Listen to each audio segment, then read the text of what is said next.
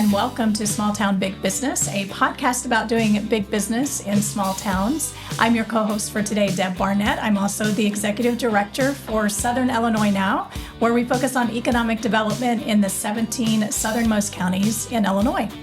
I'm your co-host, Russ Williams. I am director of Ethos, and Ethos is a small business incubator, co-working spaces, training and development here in downtown Marion, Illinois, here in the old Citadel building, 1914 classical building. Thank you for joining us today. We also want to thank our sponsors for making the Small Town Big Business podcast possible, and that includes Arcadia Wealth Group, White Diamond Harley Davidson and RV, Fowler Heating and Cooling, Banterra Bank, Southern Illinois Now, Swinford Media Group, Union Street Arts, and of course the Watermark Auto Group Foundation. Okay, we're back here on the Small Town Big Business podcast with special guests today. Drum roll. Yes. Bailey Lowe's. And Bailey, your business is the Downtown Fizz. Yes. Awesome. I love that name, first of all. It is I just cool. love the name. Thank you. Yeah. Thanks for joining us today. Thanks for having First me. podcast. Yes. You're an expert already. I'm a very nervous person, so Are ya? I'm trying to keep it together. See? We'll help you keep it together. Yeah. This is going to be a great conversation. We're super excited. Let's start about yourself. That always makes Okay. people more nervous, right? Like, I'll talk about my business, but not about myself. Yeah. So tell us about Bailey, where you're from, and things like that. So I'm 23. I grew up in Ava. I went to Greenville University Awesome. for college, Yeah. which is like 2 hours north of here. Yeah. And I ended up staying there for a year. I graduated there in 2023. Okay. So after I graduated, I stayed there for a year and taught.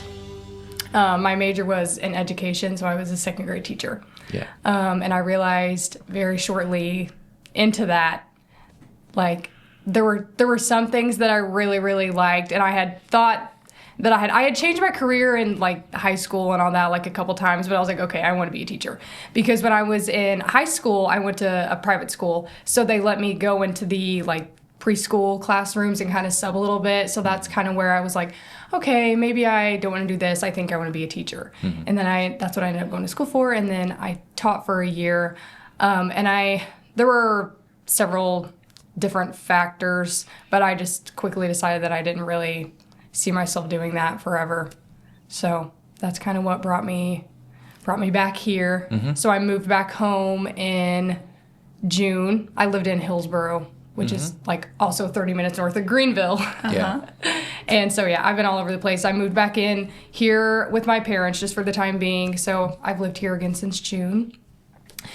And you're from Southern Illinois, the Yes. family is. Yes. Now, were they in business before, mom and dad? Well, so my dad's retired, but my mom, she owns Best Ever Body in DuQuoin, Okay. the weight loss place. And so she knows the businessy Nice. stuff. And so Yeah. she's been a super big help. Like, she's the one who helped me set up like my LLC when I first got started, and all my like sales tax stuff and all the things that nobody really knows how to do. Right. Like you have an idea for a business. Ooh, that sounds fun. And Right. then you have to go, but we Yeah. have all these other things Yeah, to do. but yeah, and lots of people are like, oh, I'd like to start a business and that sounds fun. But yeah, like you said, no one knows how to like apply for the permits and stuff like that. There's so, more to it. Yeah, that's what I Yes. was kind of like, hey, Mom, can you help me? Yeah. So yeah, she's been a big help. And even though, and my stepdad, he's retired too, but he owned a, not like a construction company, but like someone who like builds houses. Mm-hmm. And so he like has a woodworking business and shop and all that. So yeah. So lots of entrepreneurial minds around Yes, you. yeah. So tell us then about Downtown Fizz. Again, I love the name. Thanks. Tell us how that came about and what it is, Yes. where you're at, all of those So things. I specifically remember one weekend, I was home visiting my family because this is when I was still teaching, and it was in September, so I'd only been teaching for a short amount of time, and that's when I kind of started realizing like I don't know if I want to do this forever. So I was home visiting my family, and I was watching TV, and these two girls that I watch on YouTube, they started a soda shop, and I was like, that's kind of cool. Like, I would really like to do that, but it was just kind of like a fun thought. Yeah. And so I was like, oh, that's cool. And then so I was kind of like joking around with like my family, like, oh, what if I started a soda shop and like quit teaching? Ha ha. And so then, yeah, and then I really started taking it seriously, but then I realized like, okay, this is going to be a lot of hard work, and I don't I like the security of like teaching and having like a stable income. So then it like fell off for a little bit. And then one day my mom was like, hey, are you still gonna like do this? Because you're really excited about it for a while and I haven't heard you talk about it in a while. Yeah. I was like, yeah, I really want to. I just like don't know how to start. And so I randomly, I joined a group on Facebook, Southern Illinois Vendor Events. Okay. And I found this was in November of 2023.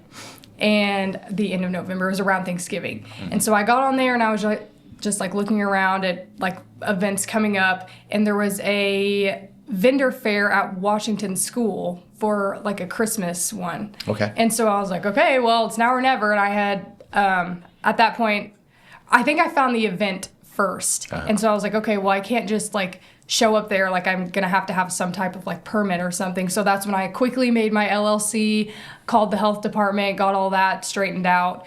And I went to Sam's Club and I bought tables and chairs and all the sodas that I needed. I ordered like purees and stuff and I packed it all in the car and showed up to the vendor event. And that was the first one that I ever did. Yeah.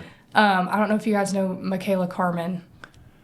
She was the one who put it on. And so, Coordinated it, yeah. Okay. She's the one who made the shirt too. Okay, really? So yes, me and her have become super close, and she's the one who was putting on like my first Okay. 2 events that I set up at. So that's kind of how positive experiences? started. Yes. Really? Yeah. Yeah. Yes. And so You're like, this could be something. yeah. And so that's when that was my first vendor event. And then I remember thinking like how much money I made that day. I'm like, me and my mom calculated it, and we were just talking about how in that one day I made like that versus a day of teaching, I made like tons more. Yeah. And obviously, I mean, when you own a business, you don't get to keep all of it, but just like thinking about it, I was like, this is way more enjoyable and I'm making more money. Yeah. So like, what's stopping me? And what could be, because as you mentioned, like you just kind of threw it all together and said, let's see what happened. Yeah. Very minimal investment in the big Yeah. scheme of things, Yeah. right? But then what could really happen if you really planned this out and put together a business model that would be profitable for you? So, first of all, I'm super impressed that your parents seem to be very supportive. I'm just thinking, as a mom and you see your kids go down a certain path and they go to school for a certain thing, Yes. a stable career. And that you responded positively about that, because there's a lot of moms that like poke the kids, like, you said this, are you going to do it? They're on to something else, right? Yeah. So, But that had to have been scary, even to have that conversation. Yes. Because you have this expectation probably of your career is going to be as an Yeah. educator. And now you're flipping everything around. Yes. So, And I remember being super scared of like what the other staff at the school that I taught at would think of me, because at first they knew that I was doing it as a side job, but no one knew my intention of like, because I had it as a mission in my brain. I was like, I do not want to teach more than 1 year because I'm not enjoying this. And so that was kind of my mission. That's why I started moving things so quickly, because I knew that if I didn't get started, I would never like have something by the end of the school year. yeah. And I remember the principal asked me, she said, she was like, I don't have to worry about losing you to this soda shop, do I? And I was like, no. You're right. But yeah. kudos for you for being true to yourself, though. Yes. Right? Yes. And I did make it a mission, even though I didn't enjoy teaching, I did make it a mission to stay until May just for the kids, because I didn't want, as a teacher, I still had to think of the kids. So I didn't want to just leave in the middle of the school year. So I did make it until May, and then I resigned. Yeah. So How'd you come up with the name? Because the name kind of places you in a certain, like downtown, yes. right? So I knew the whole time that I wanted to end up in a town. I didn't want to have my truck forever. So that's kind of where I got like downtown. And I don't know, I kind of played around with names. Like first I thought it like hometown Fizz. And then I was like, downtown sounds better. And I used a little bit of Chat GPT, like give me some ideas for names that for like soda shops that are in like a small town. Yeah. And then they gave me some suggestions, and then I used some of my own ideas and just kind of made some names until I came up with Downtown Fizz. Yeah. Talk about the different phases, because you said that you were doing this at home. Yes. But then you went to the next phase. So Yes. how did that transition? So at first I was doing the tables and stuff at vendor fairs, and then it was actually December of 23, so I had only been doing the tables for a couple weeks. And I had found a trailer on Facebook Marketplace in Troy, Missouri, which is, I think it was like 3 hours away. Yeah. So on a Sunday before I went back to work, me, my mom, my stepdad, my whole family, we drove. And I had no idea if I was actually going to get it because I'd never seen it in person. And it was an old camper, so we didn't know if it was going to have things wrong with it. So I had the money just in case. And I had like barely had enough. I used, I forgot to mention that I had used like the rest of my teaching paycheck every single month to like buy all of this stuff. So by the end of like every month, I had nothing for myself. Yeah. Because I mean, I had bills and stuff, but what I was using after the bills was going straight to buying things for this. You were already investing in your business. And so I used what was left of teaching paychecks that I had saved up and went to look at this trailer in Missouri. It was actually a camper. It had like beds and everything. It was like a livable camper. Yeah. And so we bought it and we brought it home, and like I said, my stepdad, he does like all that construction stuff. So he kind of knew how to like take all the stuff out and renovate it. And so from when we brought it home until June, that's when we were kind of like renovating it. It was mainly my stepdad, and I would come home on some weekends and help when I could. But I mean, I was up in Hillsboro, so I didn't, and I also have no idea how to like renovate something. And so it was mainly him, but I say it was me and him because I gave him like all the ideas and stuff. Yeah, but yeah. Design. And so, yes. And so that was done in June. We completely gutted it and put like those like PVC walls up, like a portable sink and a counter and all that stuff, and painted the outside pink and white. And so, that was done in June. And my first event in that was, I was at the McLeansboro Fair for a week. And so that was my first event in my trailer. And I just remember being so excited because after having to like load and unload all of that stuff in the car and I had an event almost every weekend. So I would teach all week in up where I was, and then drive all the way down here where my mom was, because she helped me do the events. Yeah. And I would drive 2 hours down here. And you were a senior in college? Well, at this point, I was a teacher. Oh, you were teaching? Yes. Okay, So I okay. taught all week. Okay. And then I would drive home Friday night, do a vendor event all day Saturday, and then have to like unpack the car again. Yeah. And then go back, drive 2 hours back Sunday, teach all week. And it was like, I did that every week. I tried to really like book up the events because I just really. Right. I mean, I wanted an excuse to come home. That was part of it. But also, I mean, I really enjoyed it. Yeah, positive experience. And also testing out the business, because that first, few events, those could have just been flukes. Yes. Was this really going to be a thing? But packing it in and out, so that when you got the truck, the camper, Yes. it was all self-contained, and you, I assume, could just pack up and go. Yeah, right? and that's what I was mainly excited for. I was like, oh my gosh, I can't wait to not have to pack all of this up in my car. Yeah. And it's funny because then after I had the trailer for a while, I was like, oh my gosh, I'm so tired of pulling around this trailer. Yeah. And so yeah, and a lot of it, like what you mentioned, like not putting too much into the business before I knew it was really going to work. A lot of that is due to my mom, because I'm an all or nothing person. So I wanted to do that, but my mom's like, no, Bailey, you don't go like taking out loans and stuff, because you have no idea if this is even going to work. Good advice. And so, so that part is thanks to her. Yeah. And then, so Christmas time, we went to the very merry Marion Christmas market, and you were there. Like I pointed out to my boys, like, that's the person that's opening up a shop here. And the market was only, I think, just shortly after I had like signed that lease and announced that that I was going to be there. And so several people were coming up to me and they were like, you're the one who's going to have the store down there, right? And I was like, yep, that's me. Yeah. Exciting. So Bailey, if I have the timeline right, so we're in 2025 right now, early 2025 when we're recording this, but late 2023 was your first vendor fair. Then mid 2024 was the truck, the camper, right? Yes. And now you're in a full-on space here in downtown Marion. So that was a Yes. really short amount of time and a really fast trajectory. And you're smiling ear to ear. So if people are just listening to us, they won't be able to see it. But if they're watching YouTube, you're like, you can tell the excitement that you have. So tell us about this downtown space, what people can expect when they come. Like, what is Downtown Fizz? So I have it's a walk-in and a drive-through. Right now, the drive-through is just open just because I started out, when I opened, I was the only worker. Besides, my mom still helps me occasionally. But I knew that, number one person can't run the drive-through and the walk-in. It's just impossible. But also, being there by myself, I would just rather have the inside not accessible. And so right now, it is drive-through only. I have recently hired 3 employees, though.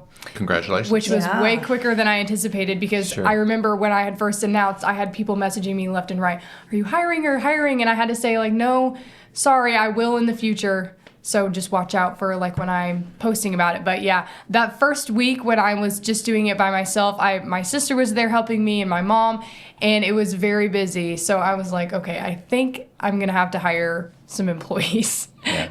And yeah. So it's exceeded your expectations from day one. I don't know if you guys saw the video of opening day, but the ribbon cutting? Well, or before that? The ribbon cutting was the day before my grand opening, but on my grand opening, there were cars wrapped around. Congratulations. Like, That's awesome. and that turning lane on right in front of it, I mean, cars were like down that too. Yeah. So that is so cool. Yeah, and okay, so that location was a Smoothie King. Yes. And it sat empty for a little while when Smoothie King found another location. And so, yeah, I've been like pitching a lot of different companies. Have you looked at this space and such, trying to help them? So what instigated you going into that space? Well, like I mentioned earlier, I was kind of tired of pulling my trailer around, and I wasn't sure if I was ready, but I was like, well, I might as well start looking and seeing, just because I don't know, when I get an idea in my head, I'm like, okay, I have to do this, just because I'm stubborn. Yeah. And you're ambitious, you're motivated. Yes, and so I was just kind of looking around, and I think the first thing that I did was, I think I just got bored one day, and I was looking on Zillow, and I was just looking for like commercial buildings for lease, and that was the first one that popped up. Yeah. And I was trying to find the contact information, but I couldn't find it anywhere. So we drove past it, there was that for lease sign out front, and I called the number, and the company would answer, but I could never get a hold of the person, like the realtor in charge. And so I kind of took that as my sign, like, oh, that's not really where I need to be. Let me look somewhere else. Maybe I'm not ready to have a building yet. And so I looked at other buildings, and they were all in Marion, because I knew that even though I don't live here, I always did my best at events here more than anywhere else. Yeah. And I mean, people here knew who I was. And so I just knew that I wanted to be in Marion. So I looked at some other buildings, and they were either way too expensive or they weren't what I needed. And like I said, I just really wanted a drive-through, but I had kind of accepted the fact that I wasn't going to get one, because I mean, it's very hard to just find a building with a drive-through in it. I was kind of anticipating like these buildings on the square where you kind of just have to walk in. Mm-hmm. And I know that I had looked at one on the Benton Square too, and I was like, oh, that's gonna work out good. And I went there, and it was not like open anymore, like someone had already bought it. So I was like, well, maybe I don't need to have a building right now. I'll just keep doing my trailer. And then one night I was laying in bed, it was like 11 p.m., and I was scrolling on my phone. I was like, I really want that building. And so I got on there, and I finally found an email, and I was like, okay, if I'm going to send this, and if no one responds, like, that's my sign to just keep doing what I'm doing. Well, the next day I get a call from him. He's like, hey, I saw your email. And so the next day we went in to look at it. And at this point, my mom was still kind of hesitant. She was like, I don't know if you're ready for a storefront. Like, you just got situated in your trailer. You've only been in your trailer for 6 months. What is the rush here? The trailer is suiting you just fine. I was like, well, I don't even remember what I said, but I was kind of offended that she thought that. I was like, I want this building. How dare you think that I'm not prepared? So we kind of talked about it a little bit, and I think she kind of realized that I had my heart set on it. And I mean, people were hesitant too when I quit teaching, and I made it work. And so I think everyone around me kind of realized, like, she'll make it work again. Yeah. And if I go broke and can't pay the rent, that's on me. And I think that's kind of what they all thought. And I have super supportive parents, so I know that even if that ever did happen, that they wouldn't let anything like that happen. But so that's kind of how I looked at the building, and then I was even more set because, I mean, it had everything I wanted. It's a good size. It wasn't too big. It had a drive-through, a walk-in. It was in a good location. You're really good at seeing the vision, right? Yes. I can see that. Yeah, definitely a visionary. Yeah. Yeah. So tell about, your parents are supportive, but I'm sure that when you decided on this building, there were other people that maybe came around, like, I'm here for you. Can you talk about like other supportive people? Yeah. Well, my friends and my boyfriend, they have all been, even when I had first told them that I'm looking for buildings, then all of the other ones kept falling through. They were like, just keep going. You'll find something that is fit for you. It sounds like you've had a lot of support, and I appreciate that you had some support, like your mom, that weren't just yes people, right? Because we all need, like, when we have, like, we need that balance. And we all have ideas and friends and family around us that are cheering us on no matter what, even though maybe in the back of their mind they're going, I'm not too sure about this. But you had your mom that kind of created that balance and said, okay, let's think through this a minute. And, not that she was being negative. Right. She was just providing that balance. Right? Yep. That's important. Yeah. And I remember I had looked at the building and signed the lease and everything with my mom, but I remember I had called my dad and told him that I had found a building, and he was deer hunting in his deer stand, and he was like, oh my gosh, I'm going to cry. You're going to make me fall out of the tree. So, everyone around me just has been super supportive and excited and supported me in lots of different ways. That's good. I want to go back to what you said about, the vendor fairs, and you held them at different areas in, I assume, in the region, in Southern Illinois or maybe beyond.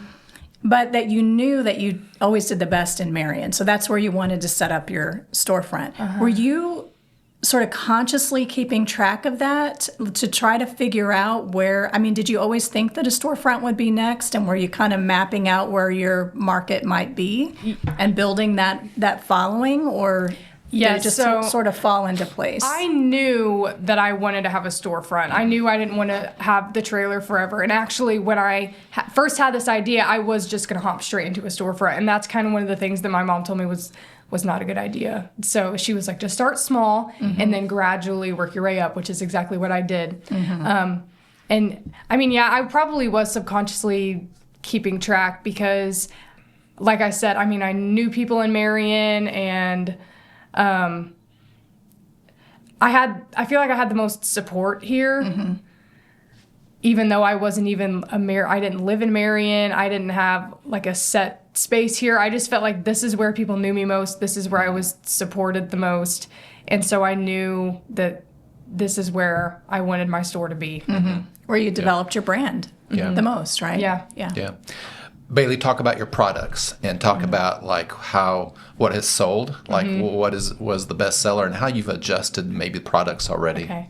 So I have sodas, lemonades, energy drinks, and I have those boba popping pearls that all the kids love. Yeah, adults do too. Yes. Big kids. Yes. And I didn't have all of that when I first started out. So when I first started out, I just offered sodas. And so I had a regular of every soda, like Coke, Diet Coke, and then I had a diet of every soda because I knew some people, can't drink soda or like sugary flavors. So I wanted to make sure that I had something for everybody. And so that was my main goal then because, I was putting all this in my car. Like I couldn't have like a ton of options. So I just had a regular of every soda and then a diet, and then I have like flavored purees and syrups, and I had all of that when I was first starting. And then when I moved to my trailer, that's when I started the boba. I'm trying to think if I added anything else. I think boba was the only thing that I added because it was still like a super small space and I didn't have a ton of storage or anything like that. So that's when I just added the boba. And then now that I'm in my storefront, I offer all of that. I offer the boba. I have a protein option. I have those core power vanilla protein shakes that you can mix in. They're really good in like That's really smart dark because you're next soda. door to the Hub Recreation Center too. Yep. And so I have that option where people can add like a little bit of protein in it. That's good. It tastes kind of like a float and like a dark soda. Yeah. You can line the cup with marshmallow fluff. It kind of gives your soda like a marshmallow taste. And I'm hoping to pretty soon add like little snacks. Actually, I have a friend who's a baker and she sells all kinds of sweets and stuff. And I think I'm going to team up with her one day within the next couple weeks. And I'm going to open early one day, serve like breakfast and stuff like cinnamon rolls and all that. So And again, testing it out, seeing what your market likes or doesn't like. And I mean, even though things have moved so quickly, you've really done it in a smart way. Yeah.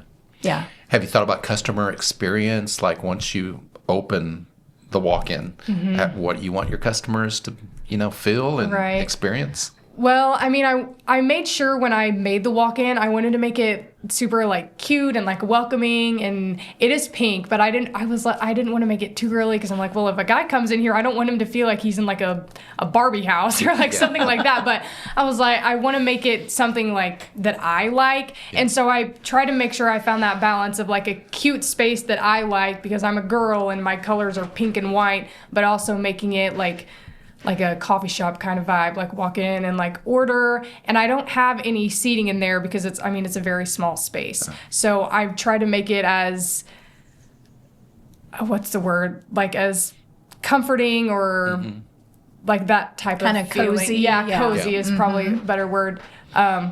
Walking in, like I have a neon sign and the people could like take pictures in front of if they wanted to. And I just kind of wanted to make it like aesthetic when people like walked in. Yeah.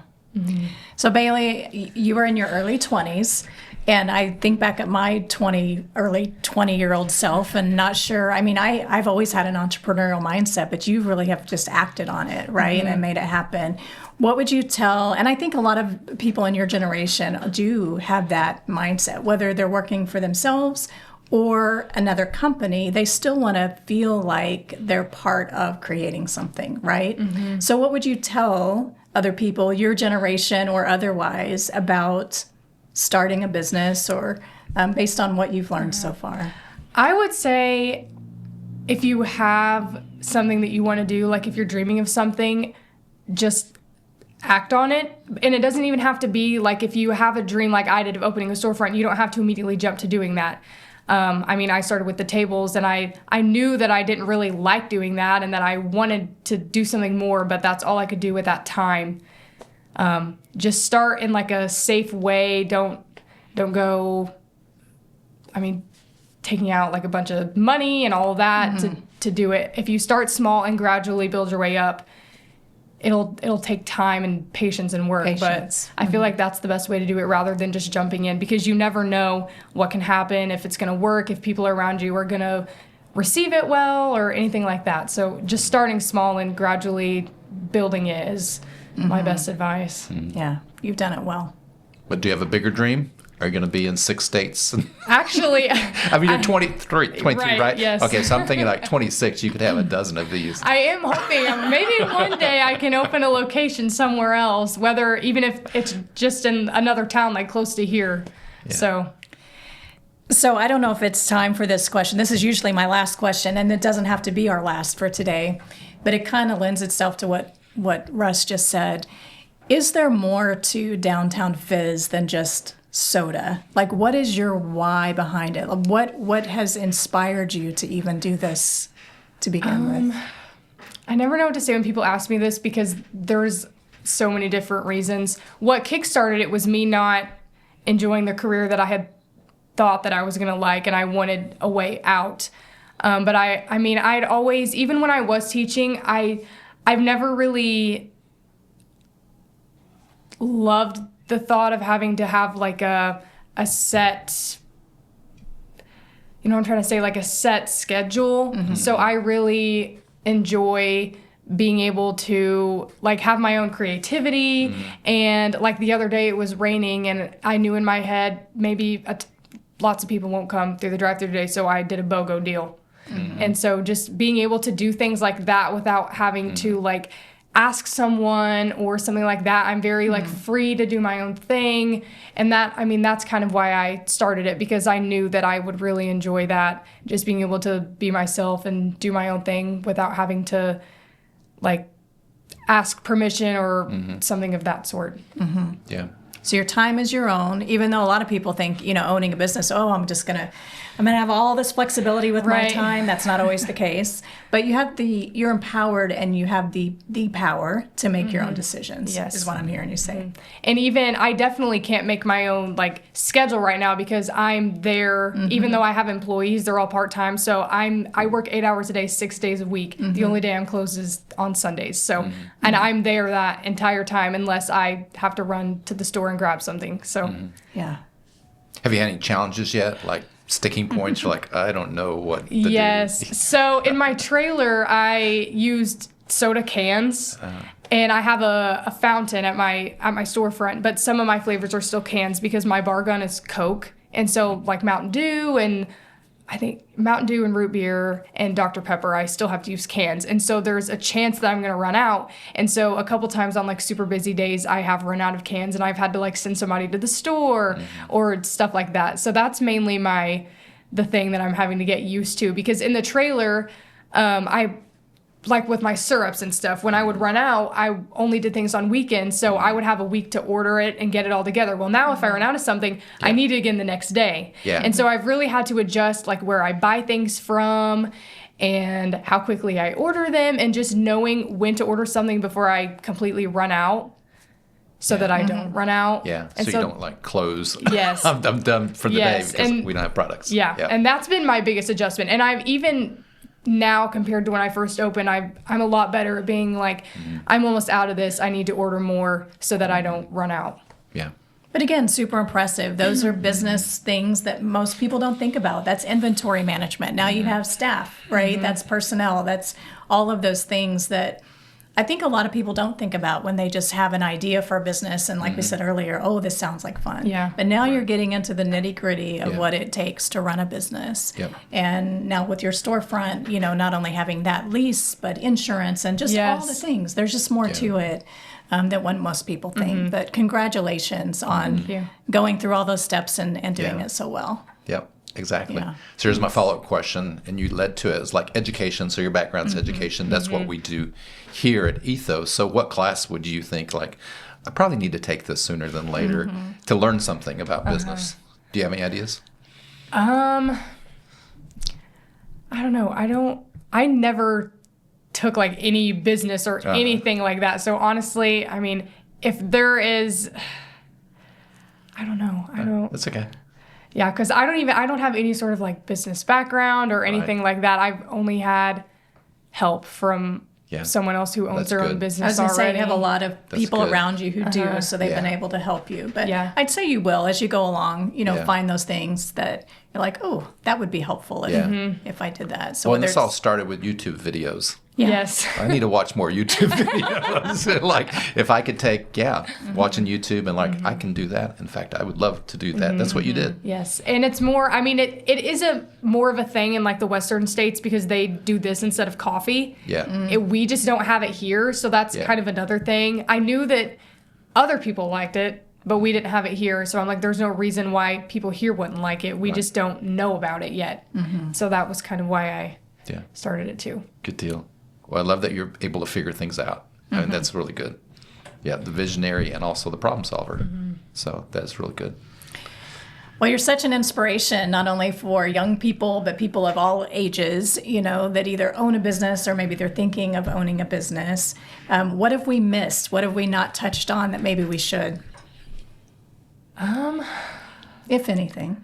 I think we touched the big parts that I wanted to make sure that I mentioned was starting small and not diving right in and just making sure like people are supportive, and those are the main things that someone needs to have to start something. Yeah.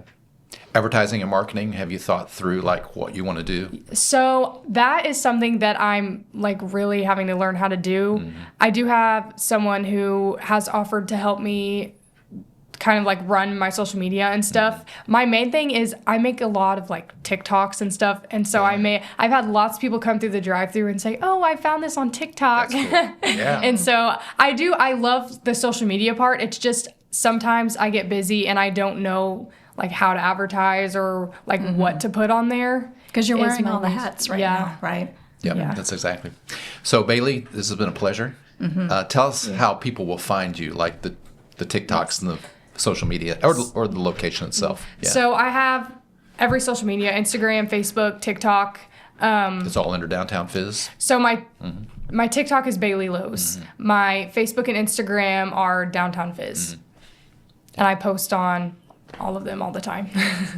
And the address of your physical location? Yes, it's on West Main Street in Marion. Yeah, awesome. Well, welcome to Marion. And you've always been a Southern Illinoisan, but we're glad you stayed and stay true to yourself, and just looking forward to seeing how this grows in the future. Thank you. I really enjoy being in Marion. Yep. Thanks for being here. And we want to thank everyone for tuning in to the Small Town Big Business Podcast and our sponsors. Thank you to Arcadia Wealth Group, Banterra Bank, Black Diamond Harley-Davidson and RV, Fowler Heating and Cooling, Southern Illinois Now, Swinford Media Group, Union Street Arts, and of course the Watermark Auto Group Foundation. And of course, you can find Small Town Big Business. I feel like saying this is super boring right now after this. Janet. I know, right? Just find Small Town Big Business on your favorite podcast platform or also on our YouTube channel. Don't forget to subscribe, share it with your friends. Lots of great episodes there. This one is going to be fantastic. So I'm Deb Barnett with Southern Illinois Now. You can find us at southernillinoisnow.org. And I'm Russell Williams, Director of Ethos, Co-working Spaces, Training Development, and Small Business Incubator. Find us at ethosmarion.org, where you'll find all the episodes of the Small Town Big Business Podcast. Thank you for joining us.